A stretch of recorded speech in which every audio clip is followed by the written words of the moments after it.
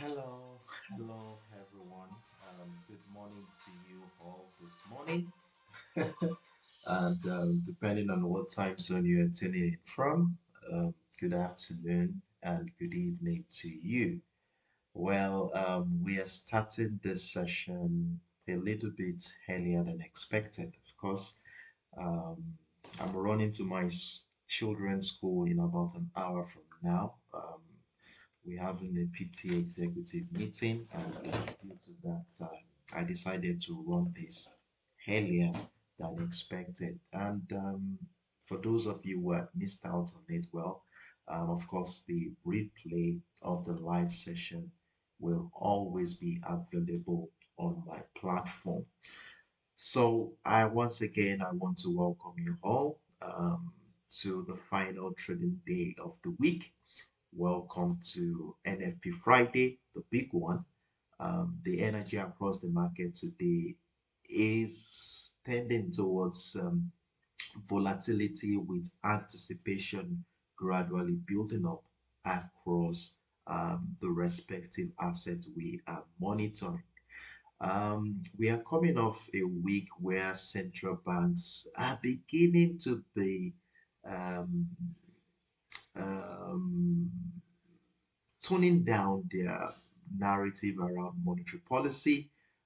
Job numbers really rattled confidence in the market, and of course, volatility has been quietly building under the surface. We saw the oil struggling to find its footing. The pound sterling is also feeling the weight of a dovish Bank of England situation. The yen is also fighting policy uncertainty, and of course, gold is holding its ground as investors start edging against what feels like a brewing storm in the United States. Now, what makes today different is that big story around the NFP. Of course, we know how important such days are in the lives of traders. We know the volatility that comes in with such day. And of course, we do want to be preparing ourselves to see how we can take advantage of the market even before the NFP comes in. So the NFP um,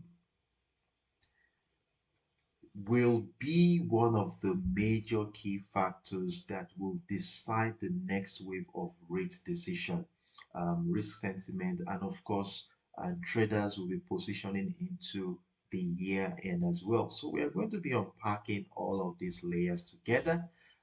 From the global mood down to the setups building across these pairs we are monitoring.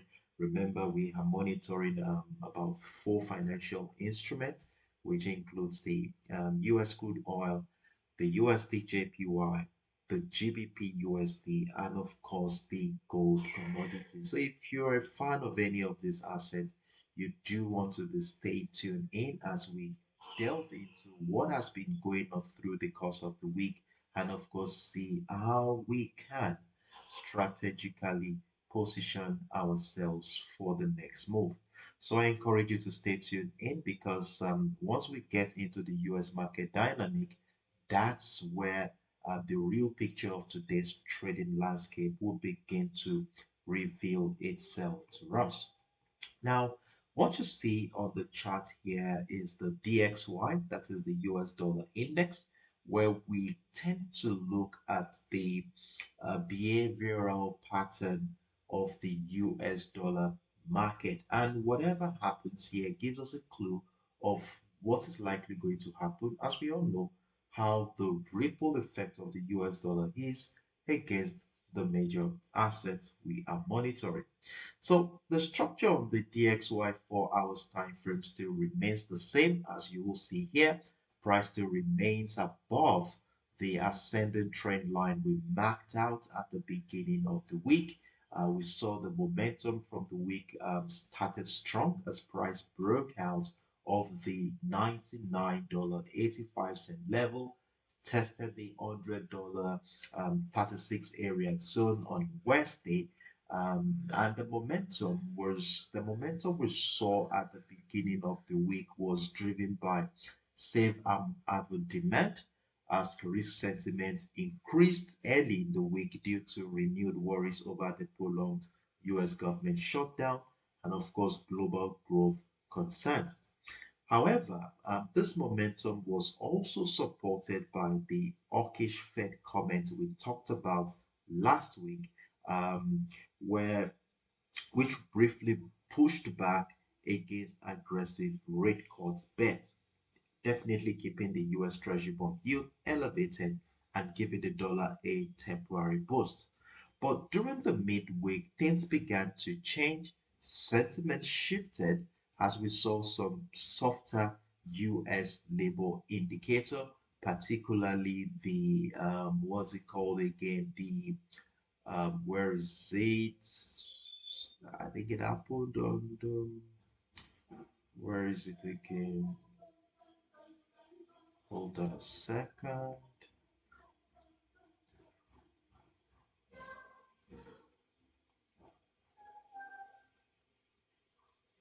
Why is it I can't find it? What's happening? Hmm.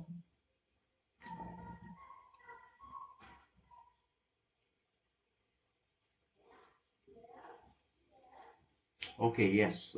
Yesterday, Challenger job cut report here, as you will see, it showed the biggest layoff in the United States over 2 decades, as we saw the actual figure coming in at a whooping 153,000 layoffs in October. That is quite huge. That is the first time, and this will be happening in 20 years.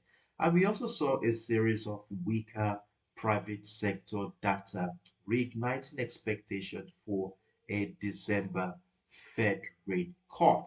And as a result of this, traders were repositioning themselves ahead of the NFP, and the US shutdown also dragged on with no resolution in sight. And the immediate reaction was a um, profit taking activity move as we saw price drop back down into that area where it started the trading week. That is the $99.85 zone, right where it began the week. But now it's currently weighed down by uncertainty rather than strength. And from the look of things here, you will see that we are at a crucial juncture where price started the week. Will the momentum continue again from here, just like it did at the beginning of the week? Or are we going to see price retest the structure with continued selling pressure, maybe bringing price back into the $98.50 level or drop to as far as the straight line to welcome another wave of bullish momentum or even breaking it further to the downside. So for me, we are at a crucial juncture here, and depending on how price reacts here will determine if the dollar is going to close the week strong or not. And one thing I usually say here is that in anticipation of major events like um, the NFP, the average hourly earnings, and which one again do we have to take? Okay, the consumer sentiment index. We are likely going to be seeing a building up of position from major key players in the market, which will be giving us clues of what may likely happen. And this building up of position results or reflects on the chart as structural details that we can use to guide our decision making. And of course, this is exactly what we are here to do this morning. So I'm going to quickly run through what I'm looking at from the lower time frame. I don't have the whole time to talk about the higher time frame. For those of you who have been following me, you're familiar with the structures we have on the higher time frame. And for those who are joining me for the first time, I would advise you to um, go back to watch our previous editions, that is Monday and Wednesday's live stream, to get a clearer picture of what we are talking about. So I will just scale down into the 15 minutes time frame where the structural details I will be using to navigate the market today. So what you see here is the US crude oil market, 15 minutes time frame, as you will see. And of course, we see that throughout the week, the price of crude oil has continued to drop. And since Wednesday session, where we had the simple structure around the $60.50 level and the $60.25 area, where price dropped, went to as far as the 58 before we started seeing attempts of recovery after 4 days decline.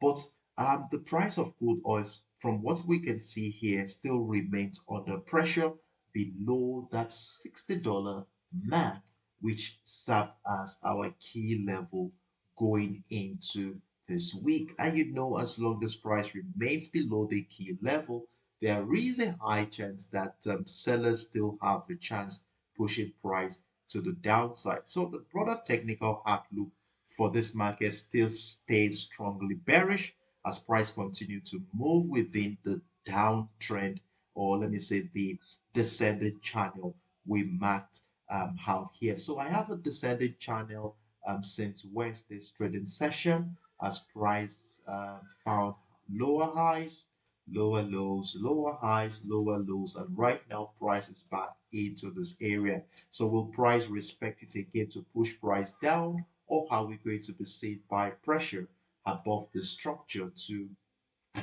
really confirm that price of crude oil is going into recovery at this point in time?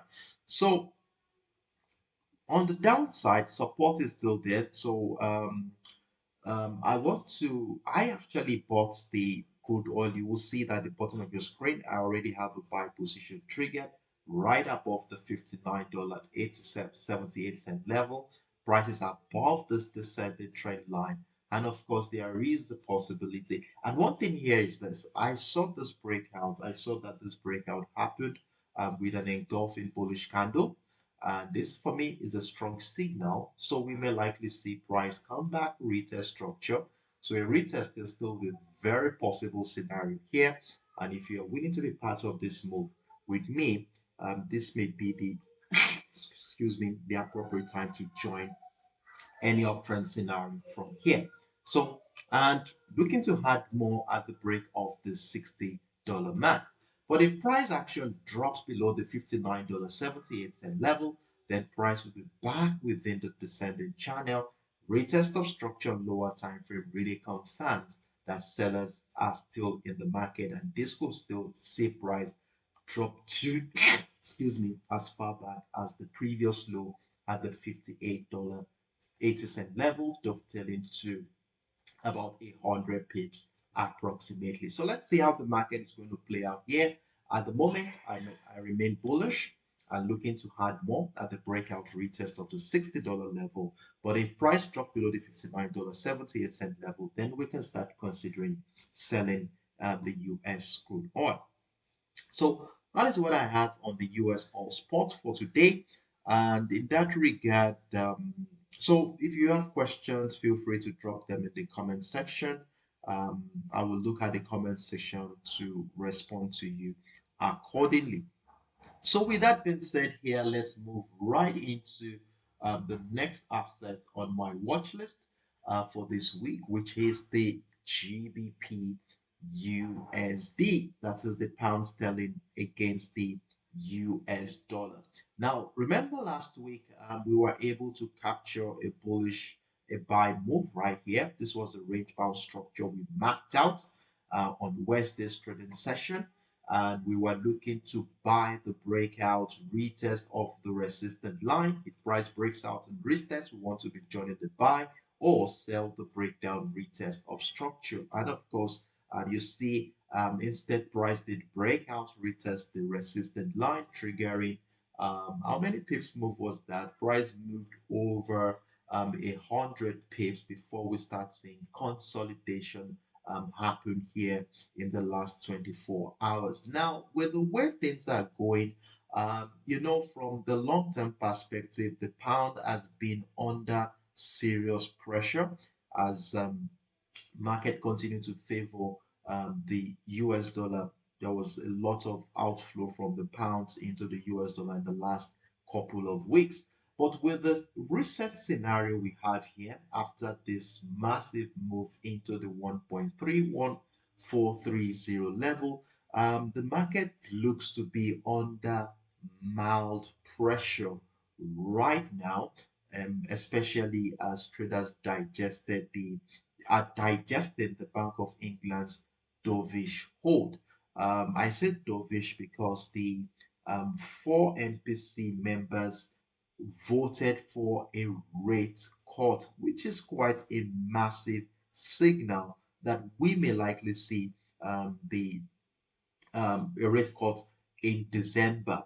Now, the Bank of England's guidance of potential gradual easing really weighs on the pound sterling sentiment at the moment, while a recovery US dollar also adds to the downside pressure ahead of the NFP.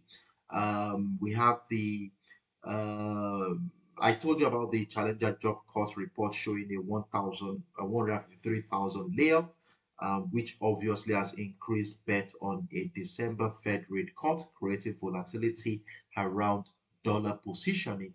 But with the official NFP data um, restricted, it's very likely to be restricted. I'm not sure we are going to see that today due to the US government shutdown. Traders will closely watch sentiment readings for near-term direction, that is the consumer sentiment index. Now, to help me navigate this market today, this is what I'm just looking at here. I already cited a double top structure here. Look at the impulsive move. Price tested the 1.3143. It came back again, and then we saw price break down, retest the neckline at the 1.31225, and we may likely see price drop further to the downside. And what I did here was to place a sell stop below the 1.3115, which is already got triggered, though it's still yet to run into profit, but hopefully it does that. So I'm looking to sell, and I've already sold. If you want to be part of this move with me, you can place a sell right below the 1.31150 area to jump into a sell from here. But if price finds it difficult to break through and the consolidation continues in such a way that price breaks out, retest the 1.31225, mind you, I want to see a retest before I buy the GBP USD. So I'll just place an indicator here. I'm looking to buy the breakout and retest of that structure before um, before I can consider buying, of course. So that's what I'm looking at on the GBPUSD today. I still remain bearish at the moment. Selling the 1.3115 if you want to be part of this journey with me. So that's my view on the GBPUSD. If you have any question, feel free to let me know in the comment section. So I will be moving on to the next asset on my watch list while I continue to monitor the comment section for questions and inquiries. So the next asset I'm looking at today is the USD JPY. And of course, on the USDJPY, on Monday, on Wednesday, we were able to capture this move.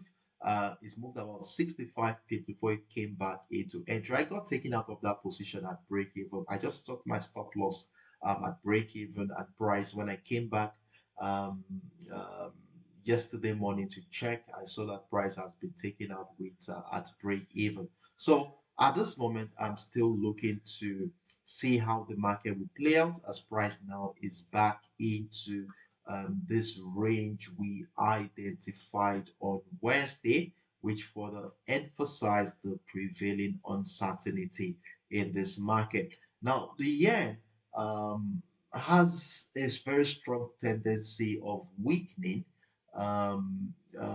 due to pressure from the Japan economic docket. We saw soft consumption data, and of course, the new prime minister's pro-stimulus agenda also continues to the Bank of Japan dovishness. However, I want to say here that the Japanese yen downside is limited by speculation of government intervention and lingering expectation for a cautious Bank of Japan rate hike this year. So, in that regard, the market has been a little bit indecisive at this juncture, and this is evidently reflecting on the chart as this consolidation we see here as price continues to remain confined within the 153.700 and the 152 point level. Now, what are the chances that buyers market or chances that sellers will push price lower to the upside? Well, on the US side, we have concerns over a prolonged government shutdown and potential December Fed rate cuts following that labor report we saw yesterday. And this, of course, could keep the US dollar's upside momentum contained at the moment. And if we consider the anticipation of NFP, traders are likely to remain cautious with short-term sentiment hinging on consumer data and any surprise in Fed commentary today. So what I will advise you to do as a long-term trade, if you're trading this market on a long term, I would advise that you exercise patience before jumping into a position here. But if you're a day trader, a scalper who is willing to capture these small moves that happen between this $75, 75 pips range, well, buying at the support line and taking profit at the resistance line is looking reasonable, while a breakout retest of the 153 will be a good opportunity to buy from a long-term perspective. All right. So I already have the buy position running already. I'm looking forward to see if price will break out, retest the 153.700 to add more position to my existing trade.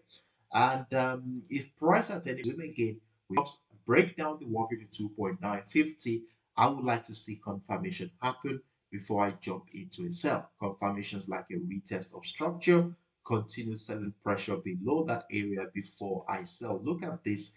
We saw what happened yesterday. Price broke down and went back up. It broke down here and went back up. So we really need to see confirmation before we consider selling the USD JPY. So this is what I'm going to be looking at on the USD JPY for today.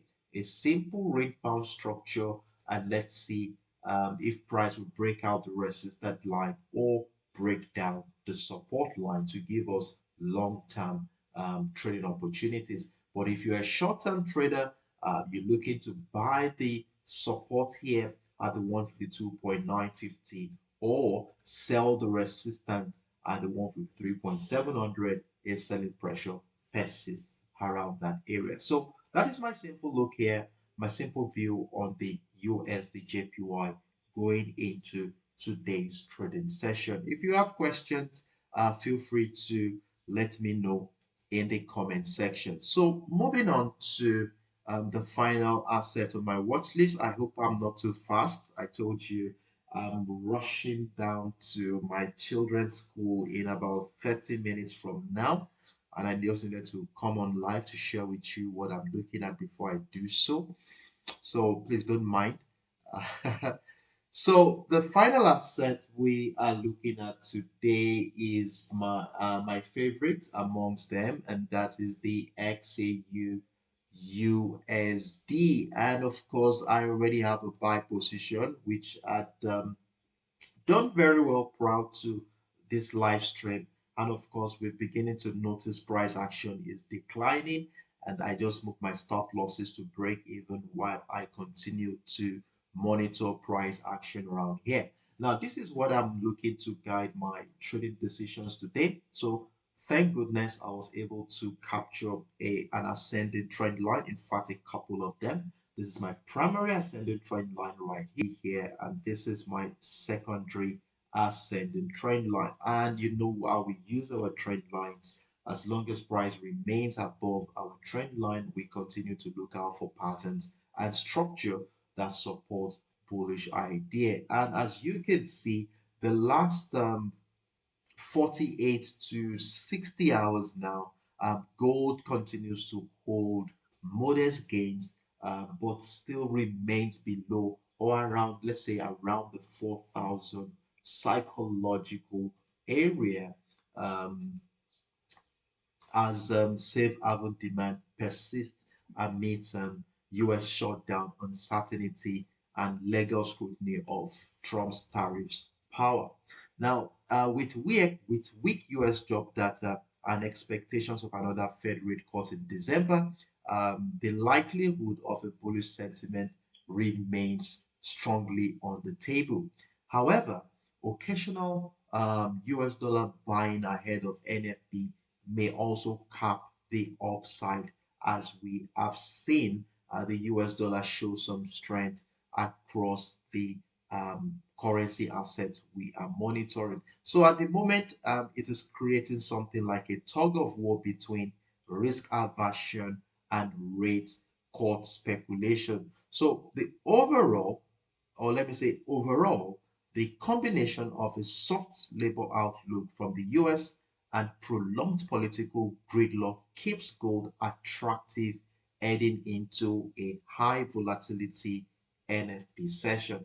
And from the technical standpoint here, coupled with this ascending trend line we have here, it really tells us how the market is thinking at this point in time. Now, if you zoom right into the structure, just right at the edge of this trend line here is a range bound structure where price for about 5 to 7 hours, price remained confined within the $4,002 ish and the $3,990 area. And of course, you know how we treat our range bound structure. We want to be looking to buy if price action breaks out. And this led to the buy position you see at the bottom of your screen. And if you had in any way missed out on it, well, let's wait and see if the market will really come back, retest the structure to continue that uptrend move. All right. But if price action goes ahead to break down the trend line and the 3,390, a retest could confirm a small bearish move, maybe into this trend line, that is the secondary trend line before an uptrend move.